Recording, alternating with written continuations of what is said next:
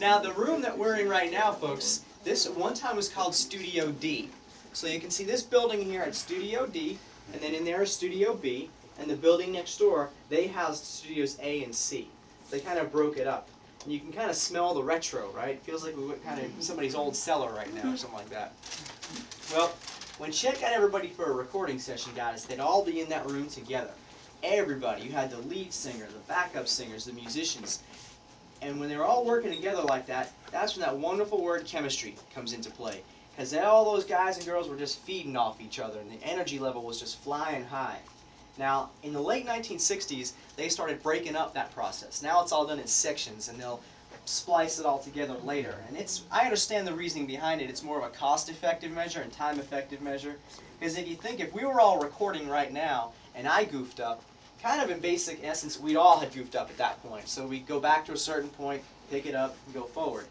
Even duets now, like you two ladies could record a duet now, but not even be in the same room, or the same state for that matter.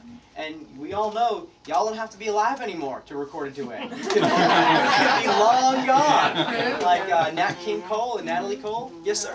I don't think you have to be able to sing either. No, you don't. That's a good point. Through the magic of technology, they can make stars out of people who shouldn't be. Well, it's kind of weird too, because I think when we got away from that type of setting, you lose that camaraderie. You know, because if you can sing a duet with someone and not have to meet them, where's the fire in that? Where's the spark? You know, you don't get that. So, and you don't even get those great war stories. You know, all the stuff we probably could never tell you, like if the walls could talk. You know, you don't get that interaction. So many people today don't. I hear them complain about it on the Opry. The old-timers will go to the Opry, and it's like a family reunion. They're all telling stories and how's the kids. Now the newcomers will come to the Opry, and they kind of feel like from the outside looking in, because they don't have that anymore. And that's not even their fault. That's just basically you tour, sell the records, and you know, hopefully they'll get a chance to share that. But that's what Studio B was all about. It was just a big time to go in the studio.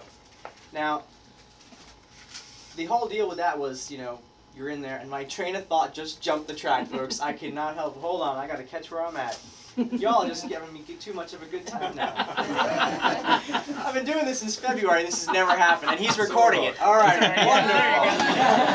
wonderful. Well, I got some rare film footage. I'm back on the page, by the way. We got some rare film footage right now to show you folks. Now, this is great. It gets you a chance to see Studio B in its heyday. Now, if you look over here to the TV screen, I'm going to show you 1963, folks. This is Jim Reeves and Dottie West. And this is about the only footage we have of the studio, so y'all are lucky. Round the lakes of Lake Louise, across the sea they found me, and I so blue. For the blue Canadian Rockies and the girl I love so true.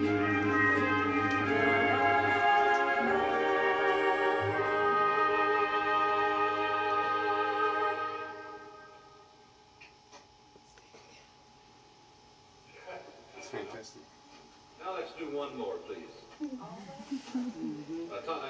You gonna splice on the last 8 bars, or just put? No, I'm just going to take it from where you hit your very last note and the trumpets come in. I'd like to do it one more time and hold the last note just a bit longer. Now, what y'all just witnessed there was someone attempting to tell Jim Reeves how he was going to do his recording. And he very politely said, no, we're going to do it my way. But, you know, he was known as Gentleman Jim Reeves. And if you take a look right there, there was nobody classier in country music than Jim Reeves. Look at that suit. Folks don't wear suits to award shows these days, let alone recording in a suit, you know? The only guy in country music today, I think, that kind of has anything close to his class is Vince Gill, as far as being like a gentleman. But they say that had Jim Reeves not passed away in that plane crash in the mid-'60s, he pretty much would have become the Frank Sinatra of country music, because he had it all together. I like that blanket behind him. Yeah. That blanket is used as a baffle to kind of keep his sound in check. You know, they wanted to keep nothing else from polluting his sound. We're very high tech here at the studio. Now, to get you an idea of the studio layout, folks, the window is now right here, and those doors there are the ones in the corner. Now, this is Dottie West's very first recording session for RCA. She's recording Touch Me, which was written by Willie Nelson.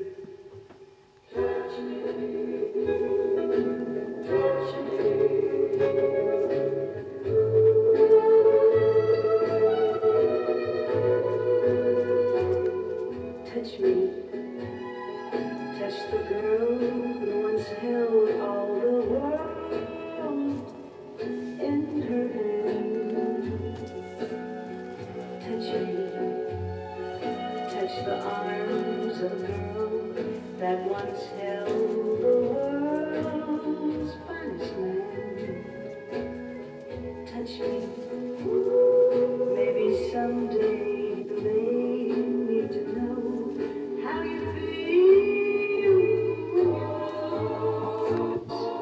So touch me, and you'll know how you feel with the words. And folks, these backup singers, they're called the Anita Kerr Singers. They've backed up just about everybody here at Studio B. And Anita Kerr, she also produced records as well. If you look over here, this lady right there, that's Velma Smith, one of the top sessions players of the day, and also one of the rare female sessions players, because y'all gotta remember, country music back then was strictly a man's world. So women like Velma Smith and Anita Kerr, they were really groundbreakers of the day.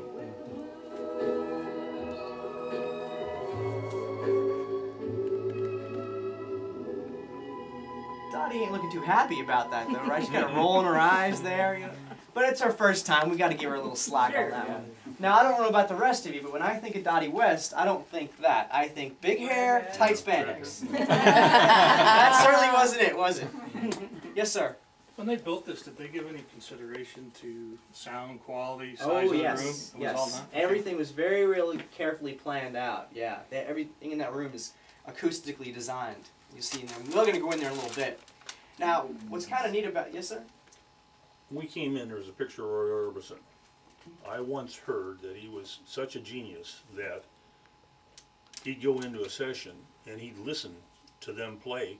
He'd go home and he'd come back and he'd record it the first time and hit every note. Oh, wow. You have never heard that before? No, I haven't heard. I haven't actually researched Roy that much. So yeah, wow, that's impressive. Was that telling? Well, yeah, I heard good things about him. Well, folks, what we just saw, of course, was Jim Reeves and Dottie West. Now, what's interesting about Dottie West is, if you look at that clip, see how she got her arms folded, kind of holding back some? Now, that's 1963. A year later, folks, in 1964, Dottie West was actually the very first female country artist to win a Grammy. And she won the Grammy that year for Here Comes My Baby. So you think about the growing process in 1 year. She went from this to, hey, y'all, thanks for my Grammy, in 1 year. That's very impressive to me. In fact, both those songs are great examples of the Nashville sound. Because if you think about it, had any one of us been around, turned the radio on at that time or a jukebox, I don't think we'd quickly